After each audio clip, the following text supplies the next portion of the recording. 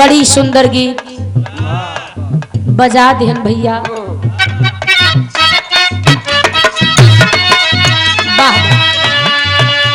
जरा इस गीत पर गौर फरमाएंगे बाबू। समाज को देखते हुए गाया गया। अरे रंगना ये भैया रंगना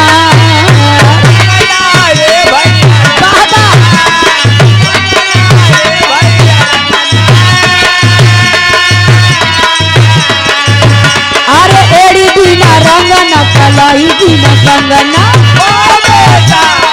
एड़ी बिना रंगना कलाई बिना कंगना भौजी बिना अंगना सोहात नहीं थे।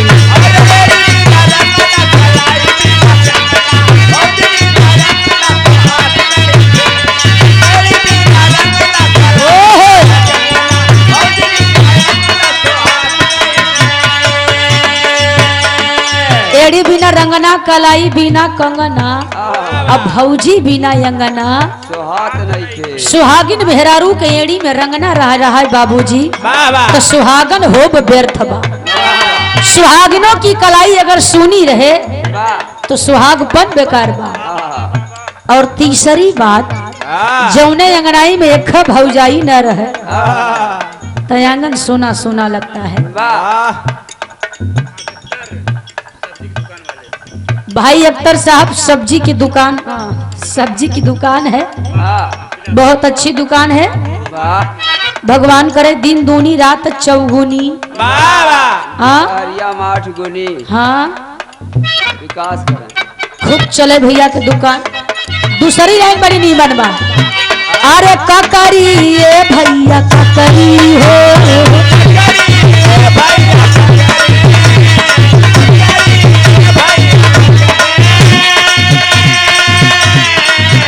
अरे कोयरी बिना ककरी गड़रिया बिना बकरी कोयरी बिना ककरी गड़रिया बिना बकरी माझी बिना मछरी मिलता नहीं थे। अरे कोई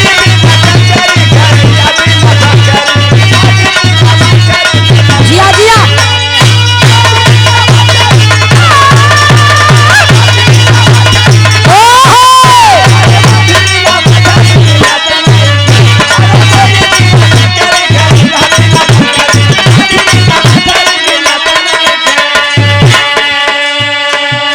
ये एक दूसरे के पूरक है। कोयरी बिना ककरी अगर कोयरी भाई लोग न रहा तो साग सब्जी अंटा भंटा टमाटर टमाटर कहाँ से मिली। अब ककरी के खियाई कोयरी बिना ककरी और गोलरिया बिना बकरी। क्यों जने होया नाराज मत होया भैया। ये गीत है बोकरी को बहुत ही दूध काम देत है। वही जब मनइन का उजरका वाला खत्म हो जाता है प्लेटलेट कम हो जाता बहुत सही सफेद खून खत्म हो जाता है तब बकरी का दूध बहुत ही काम में आवत है। कोयरी बिना ककरी गलरिया बिना बकरी या माझी बिना मछरी मिलत नहीं। वाह अगली लाइन बहुत खूबसूरत जरा गौर करेंगे। अरे हरावा ये भैया हरावा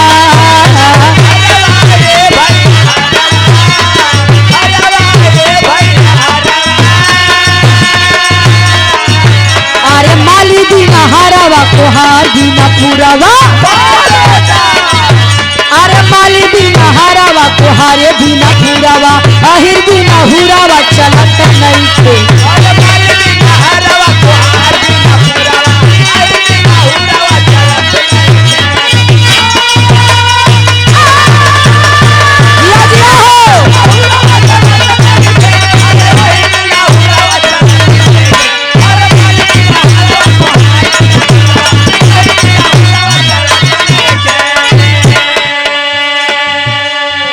माली बिना हरवा माली बिना फूल माला के दे माली बिना हरवा या कोहार बिना पुरवा। भले फाइबर का गिलास चल गई बा लेकिन पुरवा के चाय का बात ही अलग रहत है। रुपया महंगाई रहत बार भैया माली बिना हरवा कोहार बिना पुरवा और अहिरे बिना हुरवा। मोहम्मद मुमताज साहब सब्जी की दुकान वाली गीता नगर, खूब हरी भरी सब्जी बेचे हैं आप। वाह बहुत नमस्कार नमन सलाम बा आपके भैया। वाह अहिरे बिना हुरावा चलत नाही। रोडी पर झगड़ा हो जाए, वाह 4 मिला 1 मिला के मारत है, जवान छोड़ा वाह कौनो भी बिरादर हो अगर ताऊ बाज बा आह, तो घबराए न, चाहे बुढ़वई कस न रहे, मोहम दांत रहे या न रहे, वाह साइकिल खड़ी कई कहे कस रे कस रे हे ए, कस कस अकेल जान की बेचारे के तुहन मारा था तेरी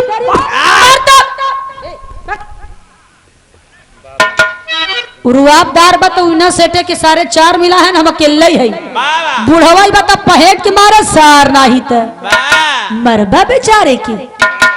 आए दोस्तों तो कहना है कभो कभो दादा राम कैलाश कहें, सुनई वाले दोस्त ए बड़का भैया आप महान है। वाह हर लड़की की ख्वाहिश होती है, लड़का कितना करिया कोयला खदान रहा लेकिन दुल्हन गोरई मांगत है। पढ़ा रहा है चाहे अंगूठा ये अंगूठा छापा ही रहे, वाह कहीं हम मेहरारू ले भाई बीए पास में, ओह तेरे का भाषा ना समझ में।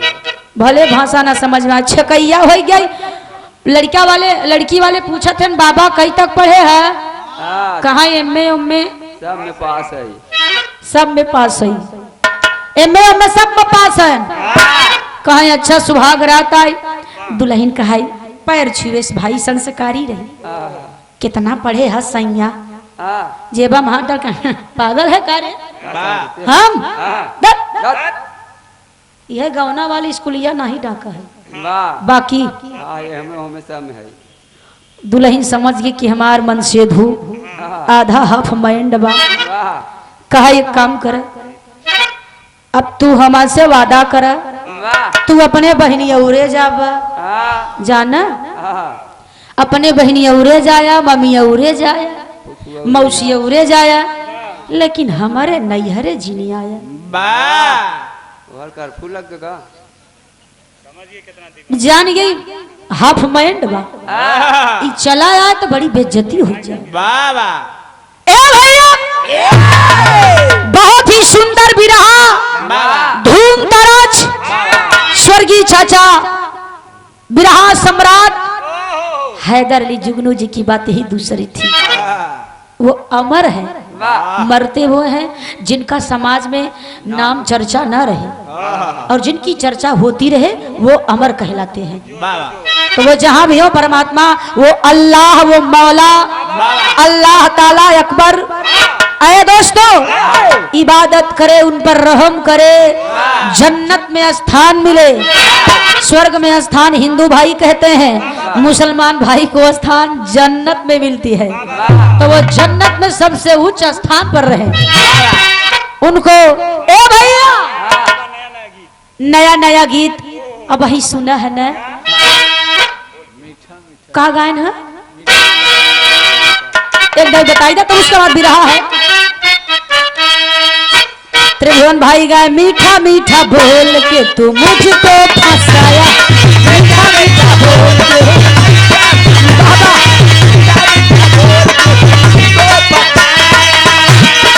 हार नहीं अंदर ले तन को धसाया, हार नहीं अंदर ले तन को धसाया।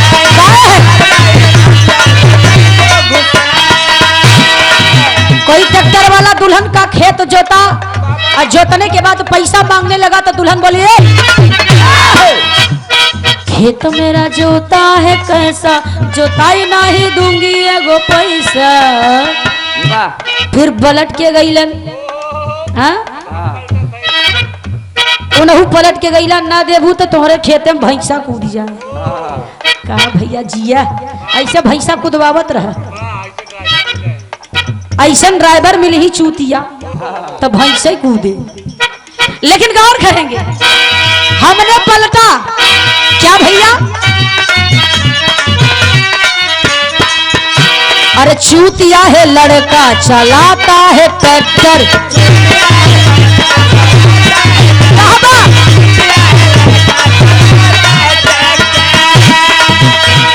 देखता नहीं है साला फार में है फ्रैक्चर।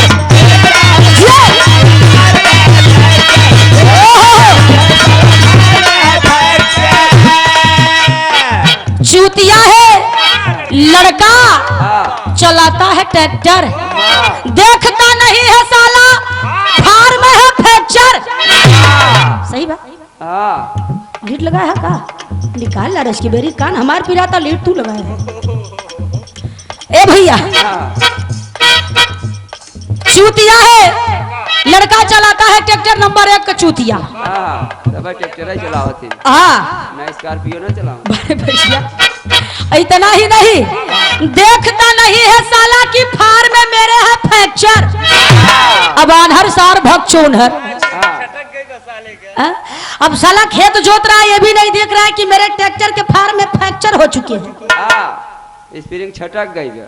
स्प्रिंग छटक चुकी है। उस साला जोतने में भिड़ा है जोतो कैसे जोत के निकल ले। ये नहीं पता लग रहा है कि नहीं। अब उसे ये नहीं पता है हम साला जोत रहा हूँ इसमें लग रहा है कि नहीं लग रहा है। जहाँ ऊंच है खाल कर दिया और जहाँ खाल है ऊंच कर दिया। ए भैया आगे सुनिए कह रहा है दो लाइन। चूतिया है लड़का चलाता है ट्रैक्टर,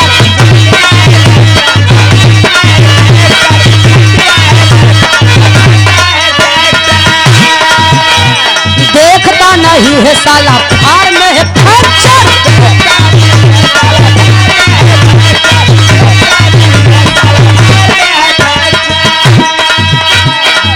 लड़का लड़की को कहता है ब्यूटी।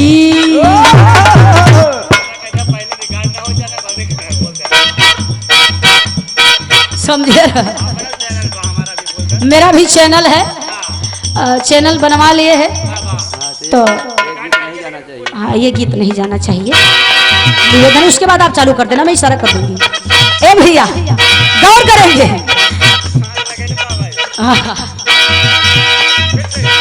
चूतिया है लड़का चलाता है ट्रैक्टर,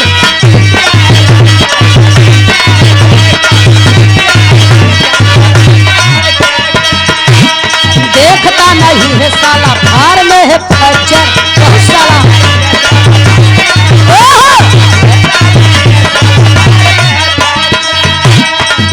लड़का लड़की को कहता है ब्यूटी।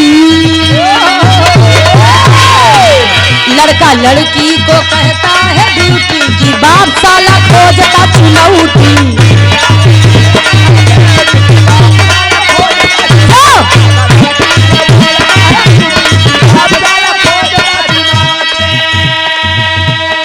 माननीय श्री ब्रिजलाल बिंद भैया रसुलहा मिस्त्री साहब 101 रुपया पुरस्कार पहले की प्रणाम सब पंचन के 1 स्वर में नमन बा।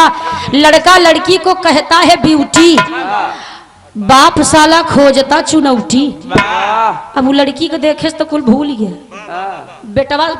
बेटवा लड़की का सुंदरता का बखान करता, सुंदरता को अंग्रेजी में कहता है योर ब्यूटीफुल। तुम बड़ी ब्यूटीफुल हो, बड़ी सुंदर लग रही हो।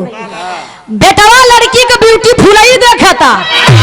अब बाप चुनौती निकालत खाली चुनौती निकालत वो तना चूना बना सुरती महेंद्र से मांग। बाप बेचारा सुरती बड़ा झंखता और बेटवा ब्यूटी देखता। का करबा कभो कभो पुरनिया गावे नौटंकी वाले गावे कहे हाथ में मेहंदी मांग सिंदूर बर्बाद कजरवा हो गईले। नौटंकी वाले गावे हाथ में डंडा मुहे में अंडा, हाथ में डंडा मुहे में अंडा बर्बाद वंडा हो गईले बर्बाद वंडा।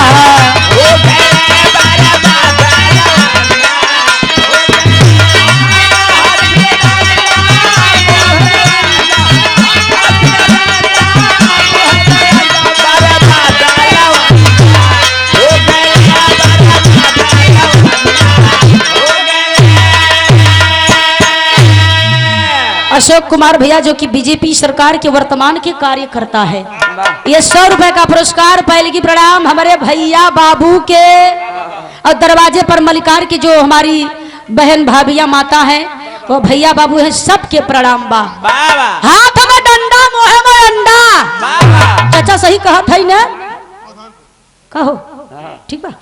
ठीक है। जियो से राजेश कुमार भैया जायसवाल साहब अवधानपुर के ऐतिहासिक धरती से 100 रुपया पुरस्कार। नमस्कार। नाम बोले में गलती हो जाए भाई हरा बाबूजी ताई 51 ठिदई के फिर से बुलवाई है। वाह निःशुल्क ऑफर है गणतंत्र दिवस का। हमारे 51 दे बने वाह तो सवेरे भगवान 102 दे ही तो हाँ वाह। और ना ही विश्वास बने। हाँ तो 4-5 विषय लिख के देखा जा। ना ही भैया इनके चक्कर में जिन पड़े।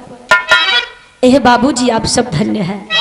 का भैया हाथ में डंडा मुँह में अंडा बर्बाद लवंडा हो गई। कुल लड़कियों की गलती नहीं होती। हाँ सूरदास सूरदास काहे बहन यही बरे न आखी रहे न दुनिया देखब, हाँ न आखी रहे न ब्यूटी देखब, न ब्यूटी देखब न तहस नहस होए।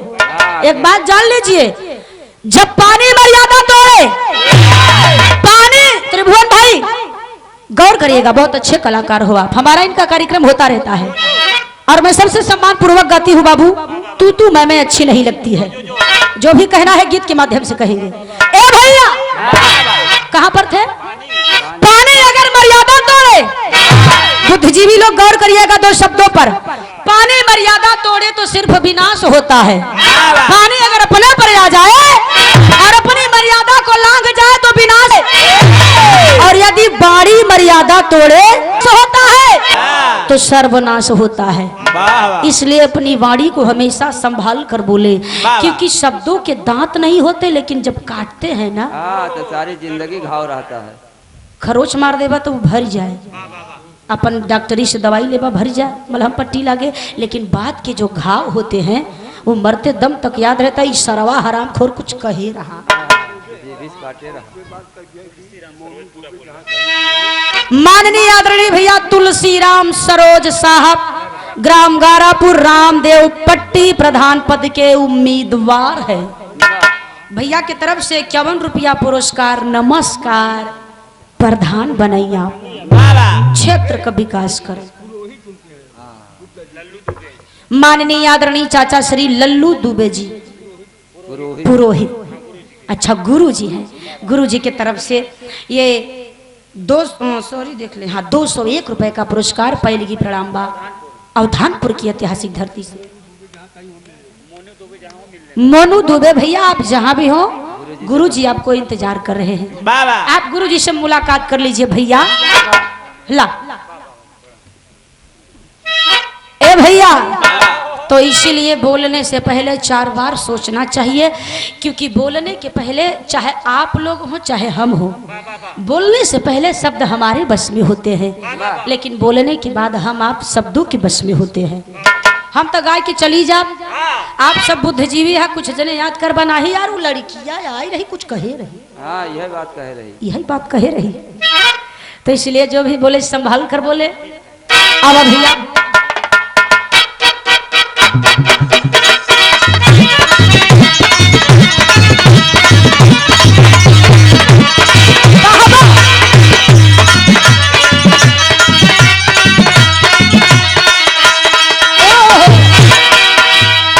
बड़ी सुंदर गीत कलाई। कोई लड़का लड़की का पीछा कर रहा है और कहता है मैडम मैं आपसे बहुत प्रेम करता हूँ, आई लव यू।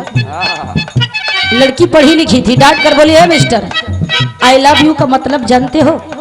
लड़के ने कहा जानता तो नहीं हूँ, बता दीजिए मैडम। इसी के बाद आप सबके बीच में एक बिरहा रहेगा। ए भैया, लड़की ने कहा लव में 4 वर्ड है।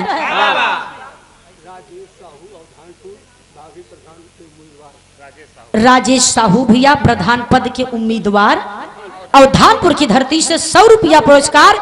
हमारे प्रत्याशी प्रधान भैया की नमस्कार बा। आए दोस्तों, लव में 4 वर्ड होते हैं। I love you, love love माने प्यार। लव में 4 वर्ड होते हैं। पहला अक्षर यल है, दूसरा तीसरा आखिरी ई। ए भैया वी है। तो गौर करेंगे, लड़की ने कहा पहला अक्षर यल है। यल का मतलब जानते हो? पढ़े लिखे बाबू गौर करेंगे, जो पढ़े हैं वो भी, जो नहीं पढ़े हैं आप भी। यल का पहले अक्षर का मतलब होता है लैगाप सारो। लैगाप सारो यानी दुख की धारा। दूसरा अक्षर है O, ocean of tears. Ocean of tears यानी आंसुओं का समंदर। तीसरा अक्षर है वी। वी। वी का मतलब वैली ऑफ डेथ यानी मृत्यु की घाटी। प्यार में कोई फांसी लगाकर मर जाता है, कोई जमुना जी में गंगा जी में कूद कर मर जाता है, और कोई दोनों प्रेमी जोड़ा कुएं में कूद कर मर जाते हैं। तो कोई हैंड पाइप में घुस जाता है। अंतिम अक्षर ई है। ई का मतलब होता है end of life. End of life यानी जीवन का अंत। प्यार किसी किसी का पूरा होता है, सबका नहीं, क्योंकि प्यार का पहला अक्षर ही अधूरा है। अगर आधा प हटा दीजिए तो यार हो जाएगा, अब आधा प लगा दीजिए वही प्यार हो जाएगा। प्यार हो जाएगा। लड़का कहा वो पढ़ी लिखी है, ए मैडम हमसे ब्याह कैला तो हमारे साथे अंग्रेजी पढ़ा। डांट कर बोली खबरदार, तुम्हारी नियत नहीं सही लग रही है। लड़की कहती है ऐसे निरेखो न मखना रे मेरा पता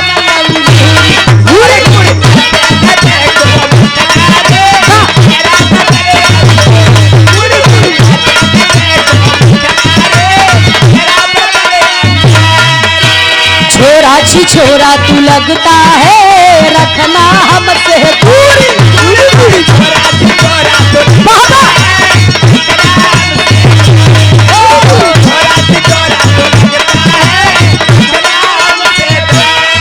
तेरी तिरछी नजर तेरी कम सुन उमर,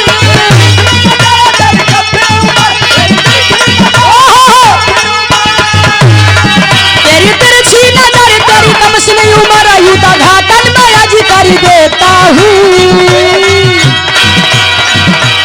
केहू कहलस पांडे जी का बेटा हूँ, केहू कहलस कुशवाहा जी का बेटा हूँ, केहू कहलस पासी जी का बेटा हूँ, कुहार जी का बेटा हूँ, लोहार जी का बेटा, साहू जी का बेटा हूँ, कोहार जी का। एक कई जनमा पक्का जानी कई जनेगा। बेटा हूँ कजनी कई जने बेटा। लेकिन हमारे गुरुजी बक्सर वाले बिरहा सम्राट परम पूजनीय गुरु श्री ओम प्रकाश सिंह यादव जी, जो कांड के माहिर है, उनके जैसा कांड कोई नहीं कर सकता। हमारे गुरुजी ने बदल दिया। ऐसे मेरे खजनी मखना रे मेरा बदन अंगूर, छोरा छी छोरा तू लगता है रखना हमसे दूरी। तेरी तिरछी नजर तेरी कम सुन उमर घाटन में याद कर देता हूँ। यादव जी का बेटा हूँ। ये तो अगले गायक ने गाया, इसके आगे की लाइन मेरे गुरुजी ने बदल दिया। यादव जी का बेटा हूँ और माथा पिया के ले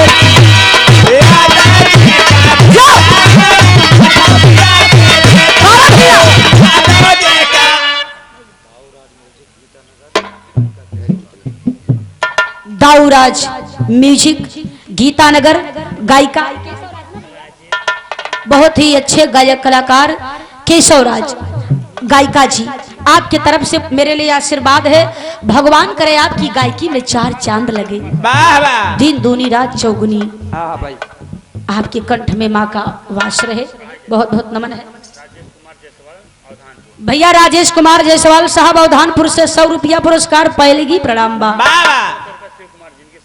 अच्छा, जिनकी शादी हुई है भैया शिव कुमार घर के लड़के हैं, हमारे मलिकार को बेटवा हुआ, 200 रुपया पुरस्कार। कहो भैया मामा उमा तोहार आई हो ही न, देखा मामा मामी मौसी मौसिया आई हो तो भेजा हम पचे जो हत है। अरे नाही बराते हम पहचान भाई ता बहु भोजन में हो जाए, बहु भोजवई में हो जाए। ए भैया गुरु जी गौला यादव जी का बेटा हूँ अरे माथा पिया के लेता हूँ।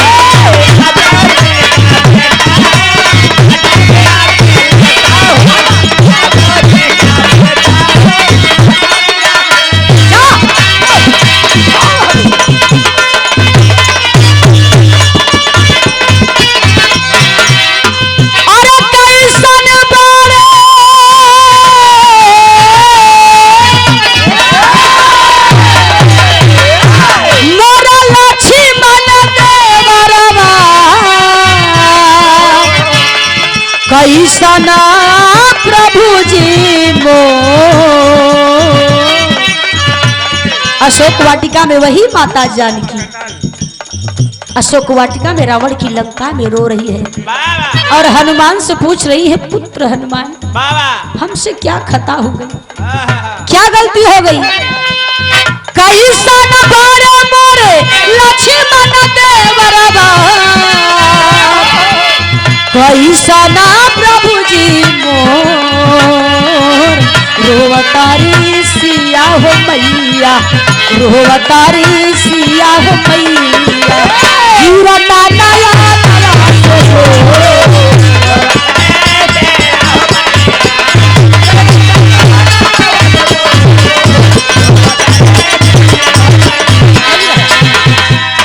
भइल कवन हमरा से गलती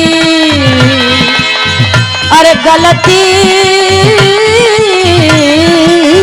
गलती हो कवन भइल हमरा से गलती हो लिहले ना सुधिया मो रोवतारी माई जानकी रोवतारी माई जानकी भारता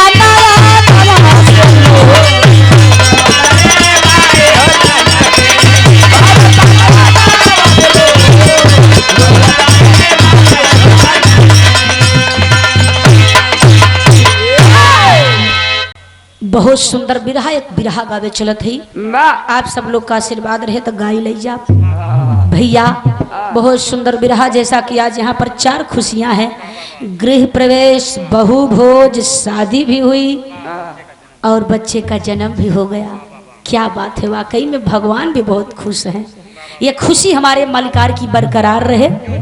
एक बिरहा समाज को देखते हुए गाने जा रही हूँ बाबू, कहानी को सुनेंगे तो आनंद आएगा। एक गीत लिखा हुआ है, हमारे गुरुजी बक्सर वाले ओम प्रकाश सिंह यादव जी हैं और उनके गुरुजी बिरहा जगत के भीष्म पितामह कहे जाते हैं बलिया वाले श्री पंडित परशुराम यादव। बिरहा में अगर वो बिरहा गाना शुरू कर दे, एक बार जो शब्द बोल देंगे दोबारा आप नहीं सुनेंगे, पूरी रात बीत जाएगी। और पूरा साहित्यिक वर्ड बोला करते हैं। उन्हीं का लिखा हुआ बिरहा गाने जा रही हूँ। आशा नहीं विश्वास है, लई जाए तो शेर और न लहे तो डबल शेर है ये हो। अब मालिक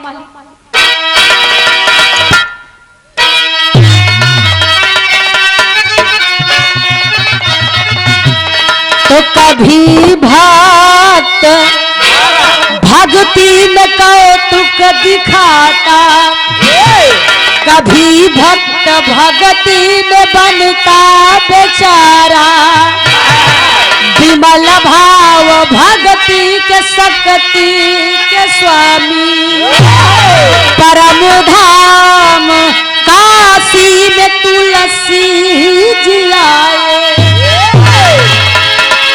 निकली थी बाड़ी श्रीमुख से राजेंद्र, अनहोनी को होनी करके दिखाए।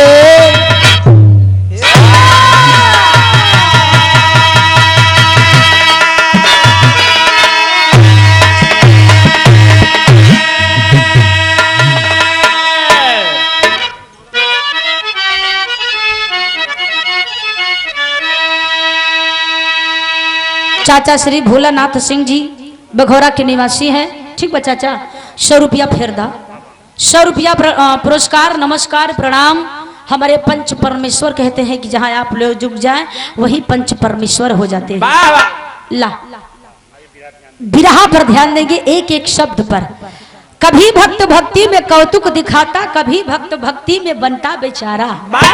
कभी भक्त भक्ति में शक्ति सजोता, कभी भक्त भक्ति में बनता सहारा। विमल भाव भक्ति के शक्ति के स्वामी, परम धाम काशी में तुलसी जी आए। निकली थी बाणी श्री मुख से राजेंद्र, तो अनहोनी को होनी कर कर दिखाए। अरे दोस्त, धन्य है हमारा हिंदू सनातन धर्म। जिस हिंदू सनातन धर्म में हमारा आपका जन्म हुआ है, हमें गर्व महसूस होता है। इसी हिंदू सनातन धर्म में 2 लाइनों पर गौर करिएगा। जो आध्यात्म है और जो हमारा हिंदू सनातन धर्म है, इन दोनों के बीच सदैव लड़ाई होती आई है, होती रहेगी। जानते हैं वैज्ञानिक क्या कहते हैं? विज्ञान, हमारा अध्यात्म, विज्ञान कहता है कि देवी देवता नाम की चीज नहीं है। अध्यात्म भी कहता है, विज्ञान कहता है कि दुनिया मात्र 3 चीजों से बनी है। पढ़े लिखे सज्जन गौर करेंगे, ये दुनिया 3 चीजों से बनी है। पहला इलेक्ट्रॉन, दूसरा प्रोटॉन, तीसरा न्यूट्रॉन, चौथा रिंगटोन। ये मजाक बा, ये मनोरंजन हो गया, लेकिन 3 बात गौर करिए। विज्ञान कहता है, अध्यात्म कहता है, पहला इलेक्ट्रॉन, दूसरा प्रोटॉन, तीसरा न्यूट्रॉन। इन 3 चीजों से ये दुनिया बनी है। हमारा हिंदू सनातन धर्म न जाने कई लाखों करोड़ों अरबों वर्षों से चिल्लाता आ रहा है, हाँ भाई हाँ, ये दुनिया 3 चीजों से ही बनी है। लेकिन शब्दों में फर्क हो गया। जो हमारा वेद पुराण, हमारा हिंदू सनातन धर्म है, ये कह रहा है दुनिया 3 चीजों से बनी है। पहला है रजोगुण, तीसरा है सतोगुण, चौथा तमोगुण। इन 3 चीजों से ये दुनिया बनी है। मनोज कुमार भैया की तरफ से 100 रुपया पुरस्कार। भैया के नमस्कार, हमारे पंच परमेश्वर के पहले ही प्रणाम बा। और ये भैया कमलेश यादव फौजी साहब आए हैं, हमारे देश के जवान, हमारे देश के रक्षक, जो सीमा पर, बॉर्डर पर जिंदगी मौत कब क्या हो जाए कुछ पता नहीं होता। एक फौजी भाई का फोन आया था, जब वो हुआ था 40 कितने जवान मारे गए थे ना भैया, 40-42 वहां पे पुलवामा में। एक जवान फोन किए थे, मैडम हम कहे भैया आप कैसे हैं? कहे मैडम इस समय ड्यूटी पर हैं। अब क्या बताए मैडम, जीना मरना पर हथेली पे रहता है। जी गए तो बहुत जी लिए, और मर गए तो कोई बात ही नहीं है। इस समय ड्यूटी पर है, न जाने कल क्या हो जाए, आज हो जाए, कुछ पता नहीं रहता है। लेकिन गर्व है देश के लिए मरता हूं। लेकिन गर्व है कि हम इस वतन के लिए मरते हैं। पूर्व प्रधान भैया स्वर्गीय विश्वनाथ प्रताप यादव जी, पूर्व प्रधान राजेंद्र प्रसाद यादव जी, वर्तमान प्रधान प्रभावती यादव जी, माननीय प्रभावती यादव जी, वर्तमान पद प्रत्याशी धीरज यादव जी। घबराया जन, बस धीरज धरे रहे। धीरज भैया, धीरज रखा, धीरज मत खोया। भगवान धीरज का फल मीठा ही देंगे। आप प्रधान बने और समाज सेवा करते रहे, बाकी तो समाज बुद्धिजीवी है। आपको प्रणाम नमस्कार है। हाँ भैया, ये कमलेश यादव फौजी साहब, भावी प्रधान प्रत्याशी। भैया आप पर सदैव माँ दुर्गा की, भगवान भोलेनाथ की कृपा बनी रहे, आपकी मनोकामना माता रानी पूरा करे।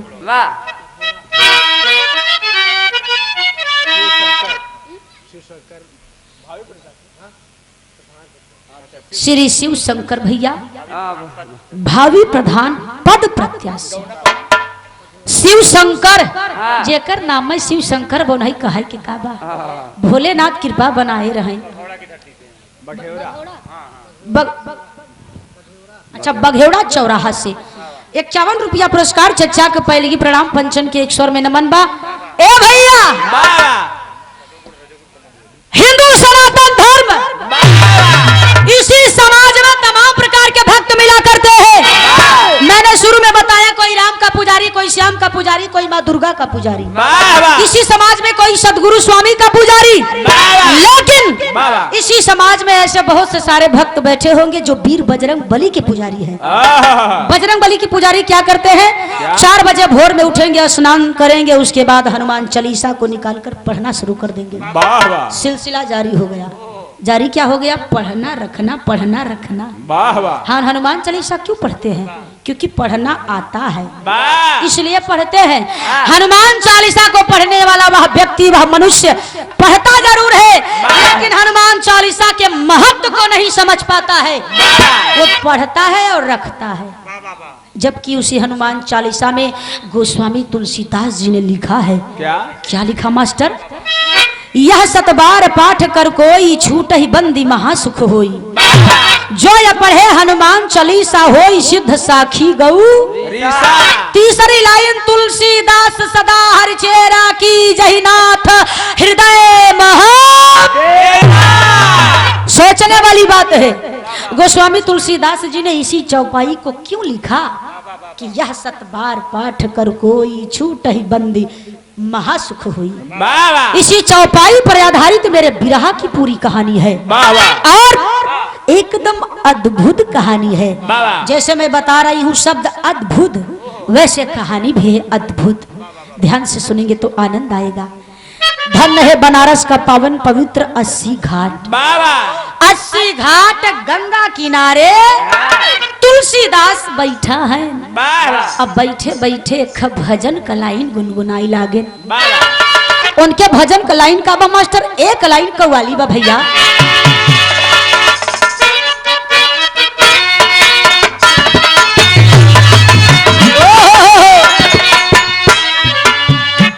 आराम से बजगबा तो भैया हरम के साफ साफ शब्द काने में फरियाई के जाए, ज्यादा उतिला मत, एकदम प्रेम से। माननीय श्री बड़े भैया धर्म के भाई संतलाल प्रधान जी, अवधानपुर की ऐतिहासिक धरती से भैया के प्रणाम नमन नमस्कार बा। वही कव्वाली का लाइन हो, मुसलमान भाई झूम कर गाया करते हैं, करबला चलो चलो करबला चलो चलो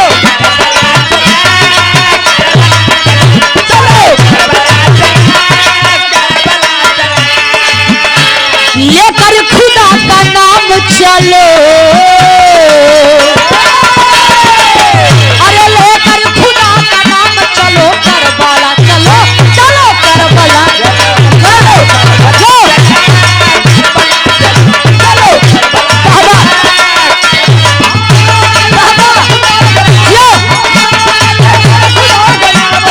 करबला चलो चलो करबला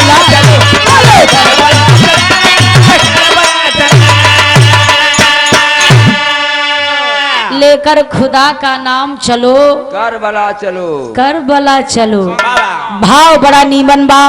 तुलसीदास गंगा किनारे बैठ के बाबूजी भजन गावई लागे, लेकिन देखिए उनके भजन की लाइन क्या है, शब्द क्या है? श्री राम सिया राम, श्री राम सिया राम।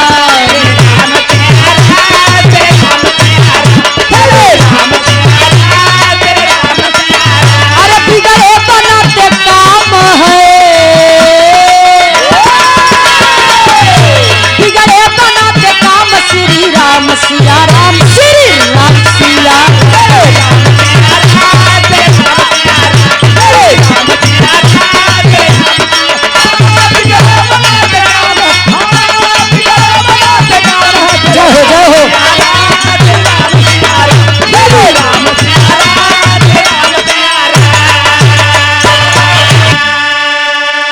यही लाइन गुनगुना रहे हैं बाबू, गा रहे हैं, भजन में ध्यान मग्न है।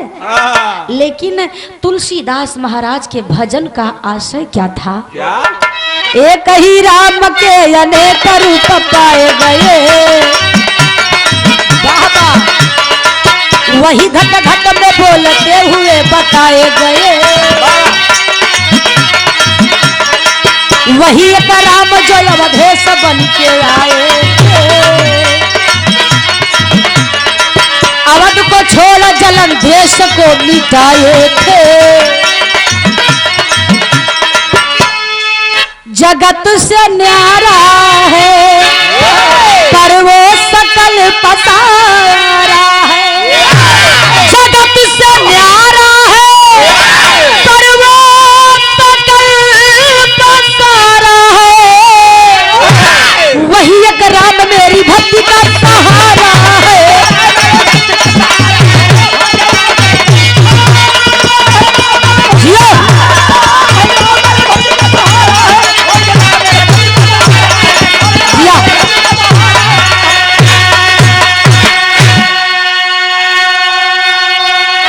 क्या लाइन है, एक ही राम के अनेक रूप पाए गए, वही घट घट में है ये सब जानते हैं, वही घट घट में बोलते हुए बताए गए। जगत से न्यारा है पर वो सकल पसारा है और वही एक राम मेरी भक्ति का सहारा है। माननीय बड़े भैया श्री अशोक कुमार यादव जी CRPF के जवान हैं। ये 101 रुपया पुरस्कार भैया की प्रणाम नमस्कार बा। श्री राजनाथ यादव जी विष्णुपुर की धरती से। अच्छा भैया, जिनके माध्यम से ये कार्यक्रम में हम आए हैं, लिखा गया है। भैया आपके चरणों में 100 बार प्रणाम नमन बा। जैसे बियाह करावत ही अगुआ, वैसे बिराहा करावत ही भैया। अरे एव सब अगुआ है, बिराहा का अगुआ है। भैया के तरफ से 100 रुपया पुरस्कार नमस्कार प्रणाम बा।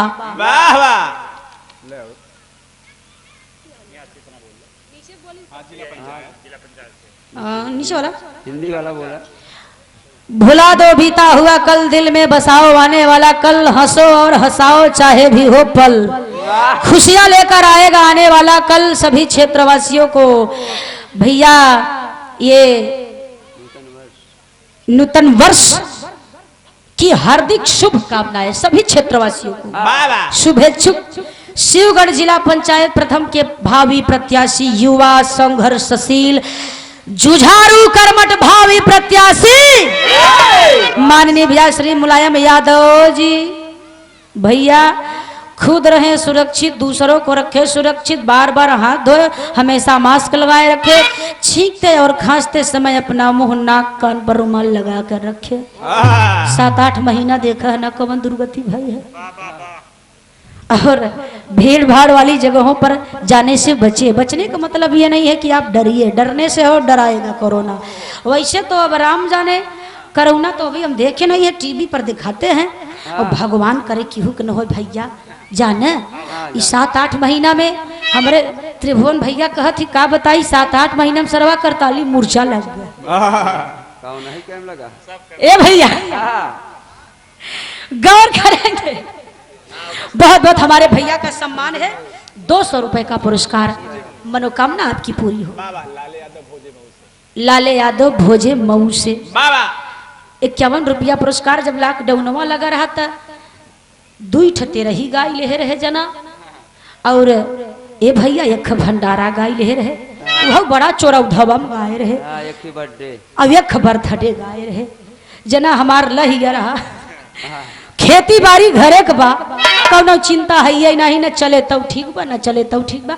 लेकिन संगीत का लाइन ऐसा होता है, जैसे कतौ अंत सुनाई जाता है यार, बिरहा होता तो जैसे नागिन धुन सुनत चल देते है, वैसे बिरहा गवैया बेचारे मचल जाती। ये कहा होता नींद हराम हो जाए। बारे भैया राम शरण गौतम भैया भोजे मऊ से 21 रुपया पुरस्कार। भोजे मऊ से भैया के बहुत प्रणाम बा। ला आय हाय हाय जिया। सबही का करताले में मूर्छा लागल, लेकिन लॉकडाउन खुलल मूर्छा छूटल। अब यहाँ से मैं बा कि कितना गाय ले जीव रहा है चाहे चला जाए, लेकिन जब तक कहते हैं कि जीवात्मा रूपी परमात्मा जब तक कि शरीर में सुगना बोलता, तब तक चाहे जितना मेकअप कैले, चाहे जितना बॉडी बनाइले, चाहे जितना जिम में चला जा, तब तक जब तक सुगना बोलवावता डोलवावता। और जे दिन उड़ जाइए बाद में सुंदर काया बेकार हो जाए। बारे भैया त वैसे सुनात रहा कि दिल्ली में लॉकडाउन लगा बा, यूपी में लगई वाला बा। हम तो कहा भगवान बचाया मालिक, लॉकडाउन जिन लगाया। ए भैया लेकिन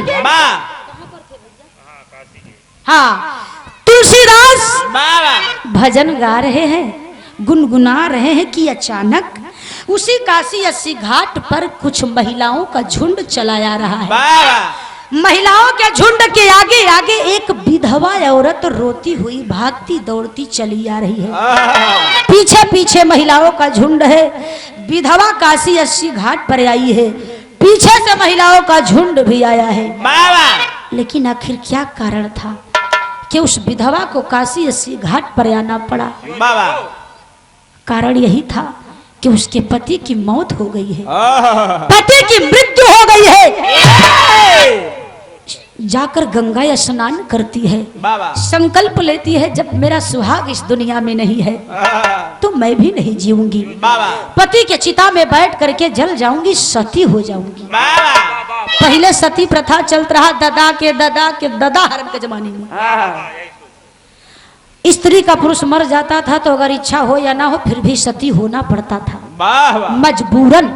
लेकिन विधवा संकल्प ली है कि जब मेरा सुहाग रही तो मैं नहीं। बाबा जो शरीर में रंगीन वस्त्र है सुहाग की निशानियां हैं, रंगीन वस्त्र को बदलती है, चूड़ी को तोड़ती है, मांग के सिंदूर को धोती है।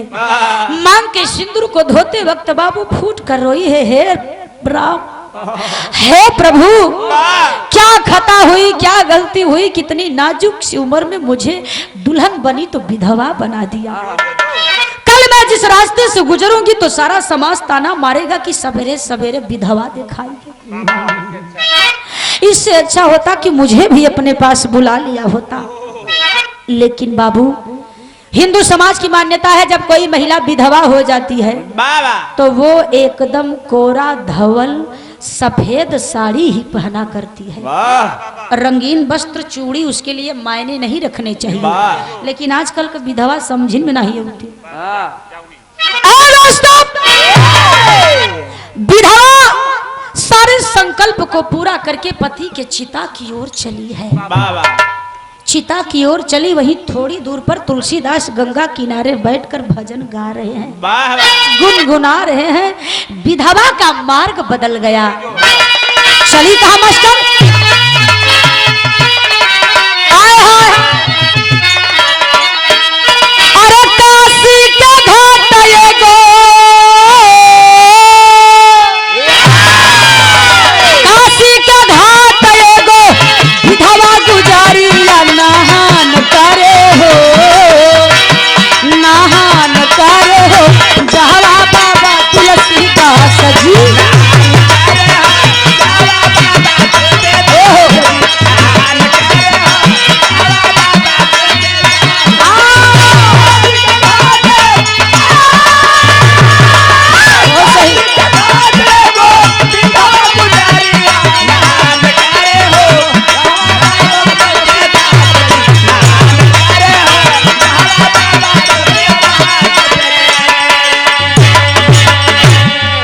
विधवा पति के चिता के पास जाने के बजाय पहुंच गई गोस्वामी तुलसीदास के पास। बाबा हाथ जोड़ी है, उनके सामने बैठ गई और तुलसीदास बैठे हैं, भजन गुनगुना रहे हैं, ध्यान मग्न है। बाबा विधवा करती है क्या? बाबा के नमन में,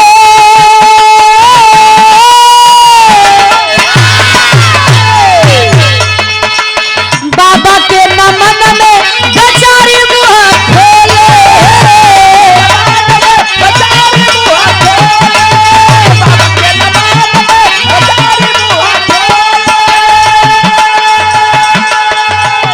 सौभाग्यवती रहा,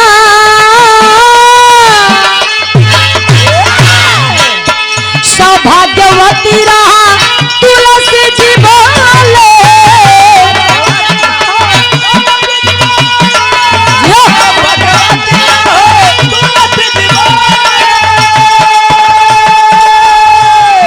विधवा देखते देखते उसके मुख से निकला एक शब्द।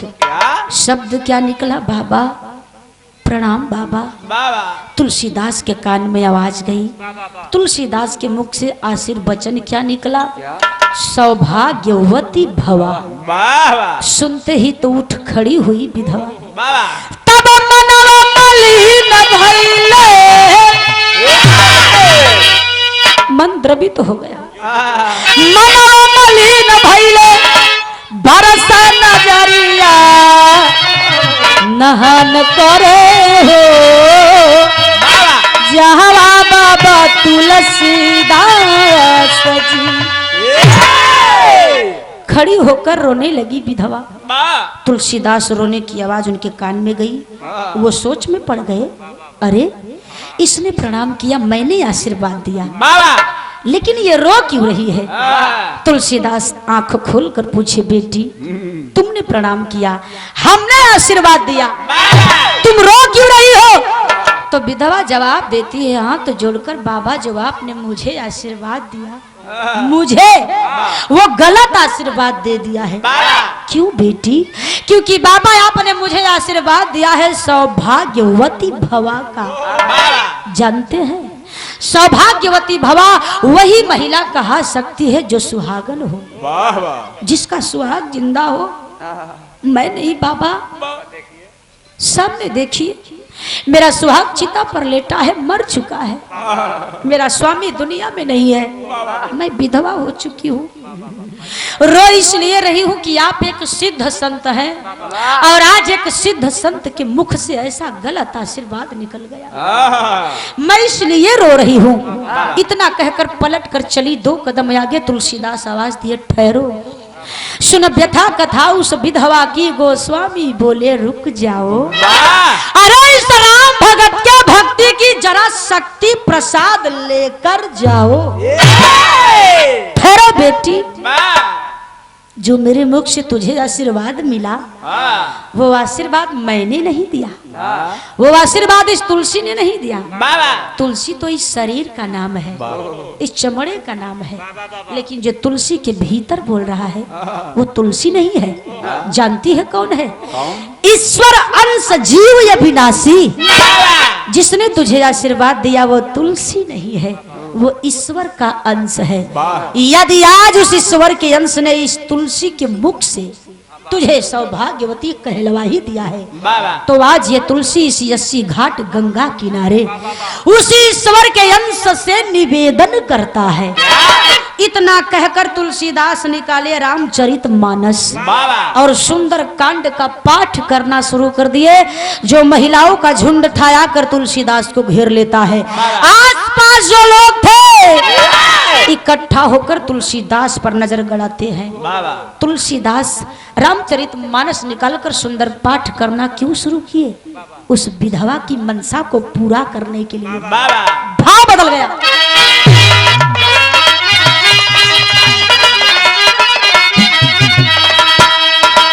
बनारस में मेहरारू गावली, अरे हमारे मुनरी के कारणवा,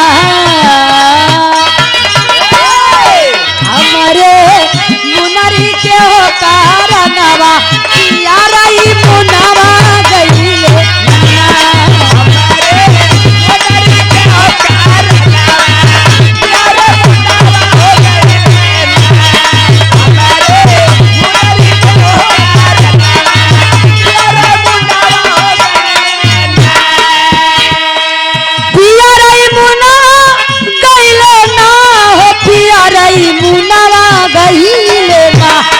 हमारे मुदरी के कारणवा, यारा ई मुनवा रे गईले ना।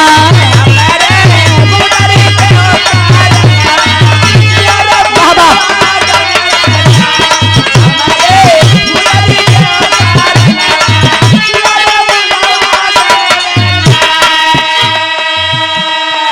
धुन तर्ज मात्र मनोरंजन के लिए होता है, ताकि बीच बीच में लोगों का मन उत्साहित होता रहे, मनोरंजन होता रहे। तो दद्दाराम कैलाश कहबो करे, जैसे रसादार मिल गया, रायता मिल गया, वही मरजा रच का चटनी मिल जात है ना, धीरे धीरे 2 पूरी और सरक जात,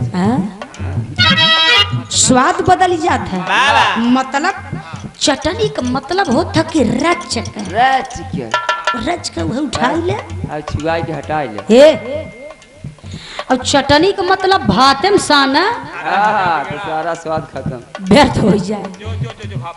भाव पर तब मानस पाठ करे गोस्वामी, मानस पाठ करे गोस्वामी, सब कर राम रखैया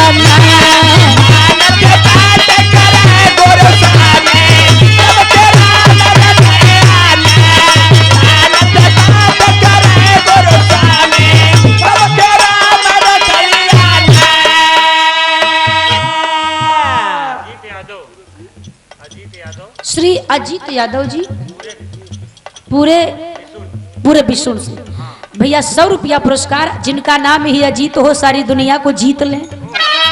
बहुत बहुत नमस्कार प्रणाम बा। एक राम के खातिर विधावा,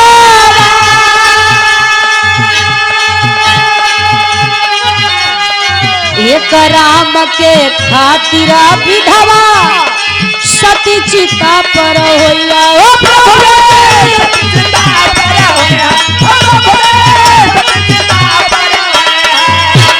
अरे तो करम के भगत की बानी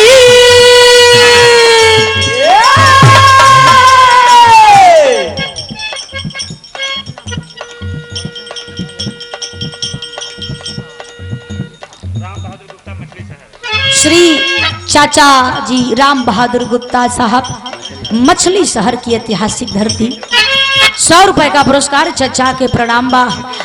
एक राम के भगत की बानी कैसा खाली जई है हो राम, सब कर लाज रखैया लजिया नाम के राधा स्वामी, सब कर राम रखैया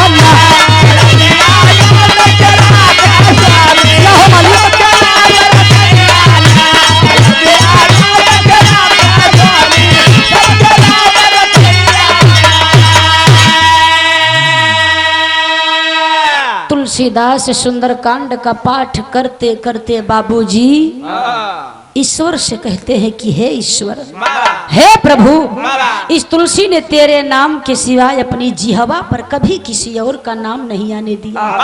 ये वही तुलसी है जो तेरे भजन के सिवाय कभी किसी और का भजन नहीं किया है।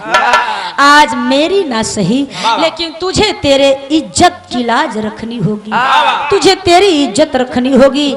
और यदि ऐसा नहीं हुआ मेरे प्रभु तो आज के बाद ये तुलसी आपका नाम लेना छोड़ दे।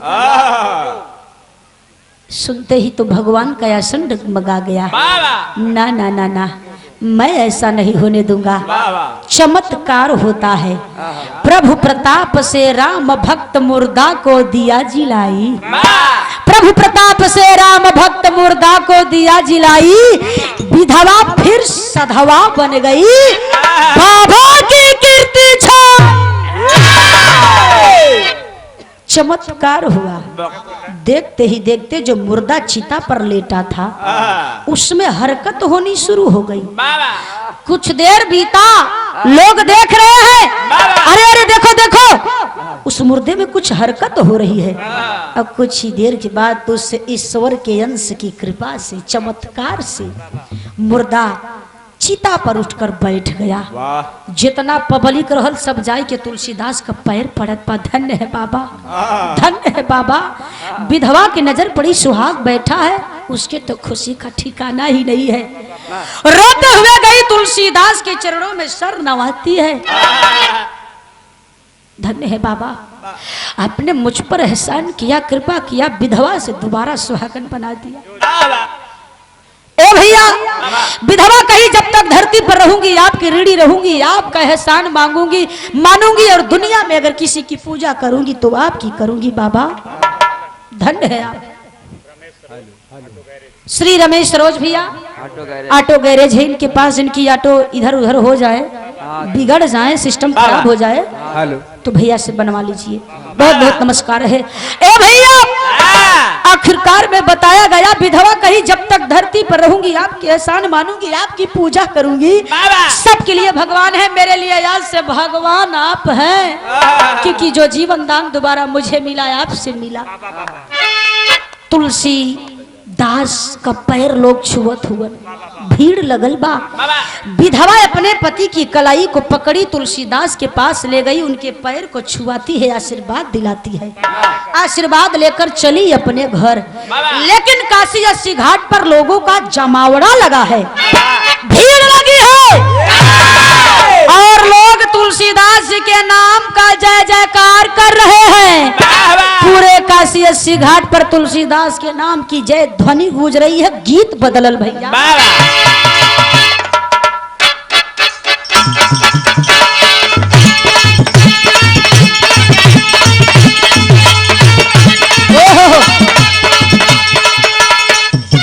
हमारे परशुराम गुरु जी का बोले, अरे रानी रानी रानी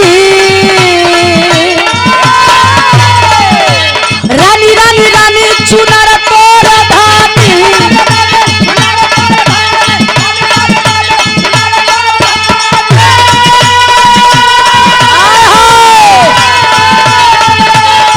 अरे रानी रानी रानी चुनर तोर धानी, दुपट्टा दुपट्टा लाल काहे बा, नयन कजरा रे गोरे गा, सुनहरा बाल काहे बा,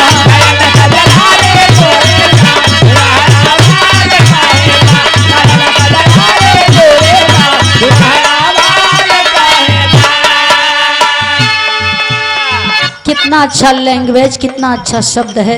रानी रानी रानी चुनर तोर धानी, दुपट्टा लाल काहे बा, नयन कजरा रे गोरे गाल, सुनहरा बाल काहे बा। ये गीत बा भाव पर लोग तुलसीदास का नाम का जय जयकार करत है। कैसे? अरे बाबा बाबा बाबा ओ काशी वाले बाबा, बाबा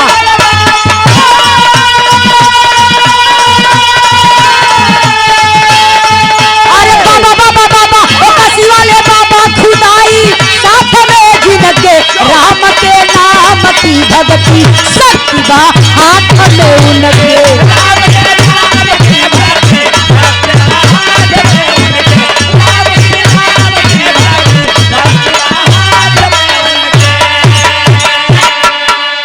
₹100 का पुरस्कार हमारे तरफ से हमारे ढोलक मास्टर भैया बरे, ये हमारे घरे से बहुत दूर से आई है। राबर्ट्सगंज आप लोग जानते होंगे, राबर्ट्सगंज की धरती से इलाहाबाद आते हैं हमारे घर पर, तब हम लोग निकलते हैं कार्यक्रम के लिए। ला भैया जाए की संजा ठीका पहुंच जाए, इनके कहम जिन पड़ा भैया, कहना पड़ा। बाबू इस बात की चर्चा देश के कोने कोने में फैल गई, तुलसीदास महाराज चर्चा का विषय बन गए हैं, लोगों में एक ही चर्चा है। अरे यारो कुछ मत पूछो, काशी में है ना, काशी में तुलसीदास नाम का संत रहता है, राम का उपासक है, राम का भक्त है, राम को मुट्ठी में रखता है, उंगलियों पर नचाता है।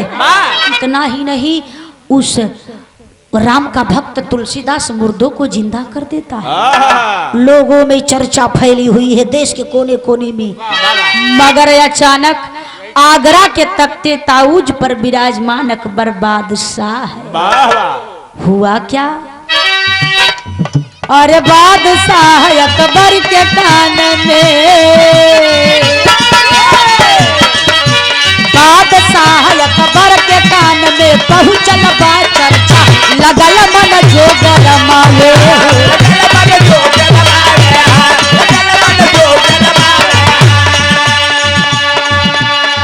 अकबर के दरबार के किसी मंत्री का एक लौता बेटा है, गौर करेंगे कहानी पर। अकबर के दरबार के मंत्री का एक लौता बेटा है जो कि मर गया है, मौत हो गई है।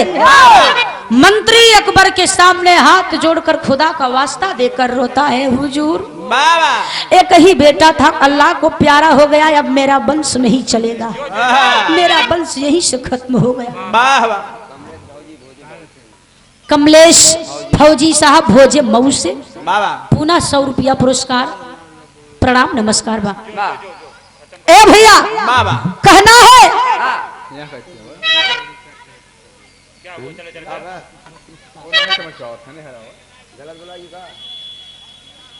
अरे भैया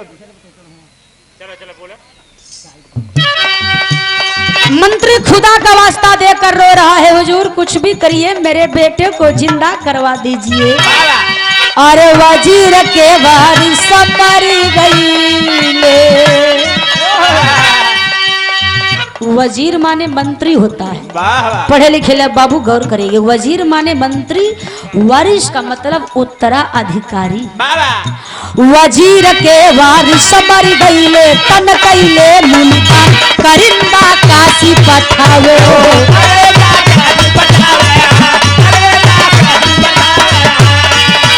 देखब हम कितना दम बाटे,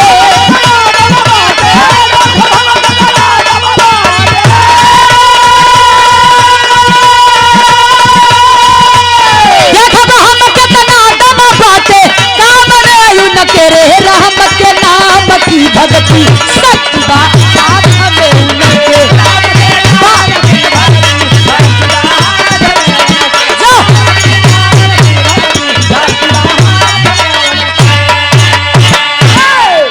अकबर के कान में किसी ने खबर डाल दिया, हुजूर सोच में मत पड़िए, अभी वक्त है, आप चाह लेंगे तो मंत्री का मरा हुआ लड़का जिंदा हो सकता है। अकबर ने कहा वो कैसे?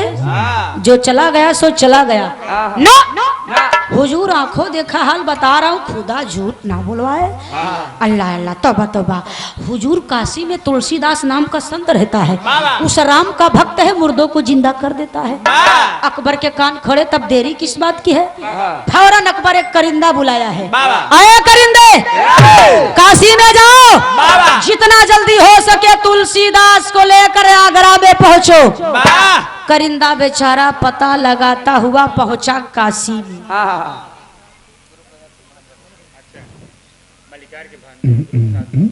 मलिकार हमारे गार्जियन का भांजे साहब, 51 रुपए का पुरस्कार भैने बाभन हो गई करे, मामा का दया बनी रहा।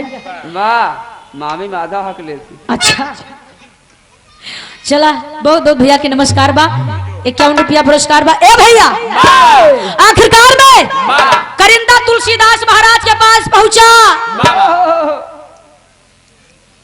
बाबा प्रणाम। कौन हो बेटा, कहाँ से आए हो? करिंदा कहा मैं आगरा से आया हूँ। किसने भेजा है? बादशाह अकबर ने।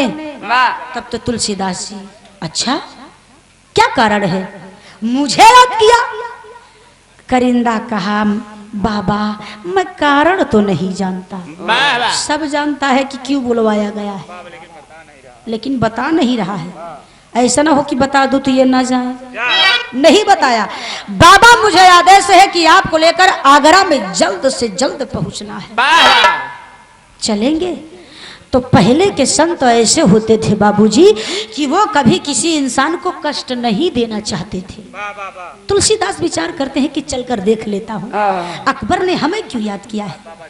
करिंदा तुलसीदास को लिया, आगरा पहुंचा, और जब आगरा पहुंचा तो बाबू टेरी के लाइन में कहना पड़ा।